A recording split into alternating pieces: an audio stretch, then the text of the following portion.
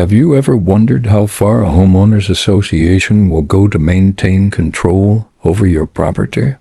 Well, today you're about to hear one of the most shocking HOA horror stories ever reported. A simple decision to move a backyard fence turned into a $2,800 fine, a threat to seize a woman's home, and a legal battle that exposed just how ruthless some HOA boards can be. Stay tuned as we unravel every dramatic detail of this true American nightmare. Meet Patricia Dean, a kind, soft-spoken woman in her late 50s living in College Park, Georgia. Patricia had spent the last 2 decades in the same cozy home in a peaceful, tree-lined neighborhood. She was known for her impeccable front yard, her homemade peach cobbler, and her friendly greetings to neighbors during evening walks. Patricia worked for a local school district as a part-time administrator. She was a widow, having lost her husband Robert to cancer 8 years earlier. Her home wasn't just a house. It was a symbol of resilience and family legacy. Her 2 grown children, Jasmine and Marcus, often visited with their own kids, filling the place with laughter and memories. In the spring of 2023, Patricia decided to replace her old, leaning backyard fence. The original fence, installed 20 years earlier, was now rotting and unstable. Patricia contacted a licensed contractor, ordered a professional property survey to confirm the boundary lines, and got ready for a small but meaningful home improvement project. The survey revealed something surprising. The original fence was placed several feet inside Patricia's actual property line.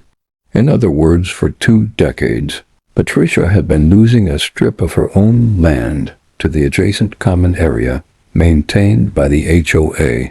Feeling justified, Patricia instructed the contractor to install the new fence along the proper boundary. As indicated by the certified surveyor, the job was completed within a week. The backyard looked pristine. Patricia was thrilled. 2 days later, Patricia found a notice on her front door from the Elm Grove HOA. The letter stated that she had violated HOA guidelines by unauthorized alteration to property boundaries and was being fined $2,800. The letter further warned that if the fine was not paid within 13 days, the HOA would place a lien against her home, a legal move that could eventually lead to foreclosure. Patricia was stunned. She immediately called the HOA office and spoke to a woman named Karen Watkins, the HOA president. Karen, known in the neighborhood for her sharp tongue and love for rigid rules, refused to listen to Patricia's explanation about the professional survey and property rights.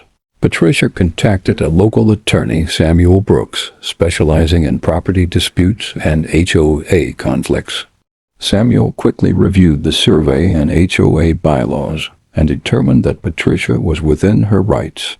He drafted a formal response to the HOA, demanding that the fine be rescinded and the lien threat withdrawn. Instead of backing down, the HOA responded with a counter notice, adding a $1,055 legal processing fee to Patricia's account for the cost of reviewing her challenge. News of Patricia's ordeal spread like wildfire through the neighborhood. Neighbors who had long resented Karen Watkins and her iron-fisted rule over the community began showing their support. Some dropped off home-cooked meals. Others offered to start a legal defense fund. Social media platforms lit up with outrage. Local Facebook groups dedicated to community issues began posting about Patricia's situation. Hashtags like #JusticeForPatricia and #StopHOAAbuse began trending locally. Patricia's attorney, Samuel Brooks, filed a formal complaint against the HOA in county court. Local reporters picked up the story after Patricia's daughter, Jasmine, shared a post on Facebook detailing her mother's struggle. Within days, the story was featured on local news channels and online blogs focused on homeowners' rights. The increased publicity placed pressure on the HOA board. Residents began attending board meetings in record numbers, demanding answers and transparency regarding HOA policies and enforcement practices. Karen Watkins and the board members attempted to defend their position, but were met with boos and calls for resignation. As the legal battle progressed, Patricia's legal team uncovered a pattern of questionable fines and selective enforcement by the HOA targeting longtime residents. This discovery further fueled public outrage and prompted county officials to launch an investigation into the HOA practices. Under mounting pressure, several HOA board members resigned. Karen Watkins remained defiant, but was increasingly isolated as both residents and former allies turned against her. Anonymous letters appeared on her doorstep, urging her to step down for the good of the community. In a desperate move, Karen Watkins called a special emergency board meeting to discuss revoking the fine and legal actions against Patricia. The meeting, streamed live on social media by concerned residents, became a public spectacle. Viewers watched as board members argued, accused each other of misconduct, and openly questioned Karen's leadership. After months of legal wrangling, Patricia's case came before a county judge. The judge ruled in Patricia's favor, declaring the fine and line threat unlawful, based on the certified property survey and the HOA's inconsistent enforcement of its own regulations. The court ordered the HOA to rescind all fines and legal fees and to pay Patricia attorney costs. Additionally, the judge mandated reforms in the HOA's bylaw enforcement policies, including mandatory community votes for any major rule changes and transparent reporting of board decisions. With a legal battle behind her, Patricia became a local hero. Neighbors organized a block party in her honor, celebrating not just her victory but the newfound unity within the community.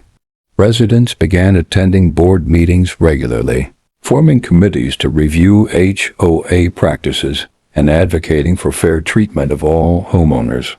Karen Watkins, facing intense public scrutiny and legal troubles of her own, resigned from her position and moved out of the neighborhood. Patricia used the experience to educate others about their rights as homeowners. She spoke at local events, shared her story in national HOA reform groups, and even appeared on a regional talk show to discuss the importance of standing up to unjust authority. Patricia Dean's story serves as a powerful reminder of the importance of knowing your rights, standing firm in the face of intimidation, and the strength of community solidarity. What began as a simple fence replacement evolved into a transformative battle for fairness and accountability. And as for Patricia, she still enjoys her backyard fence proudly standing at its rightful place as a symbol of resilience and justice.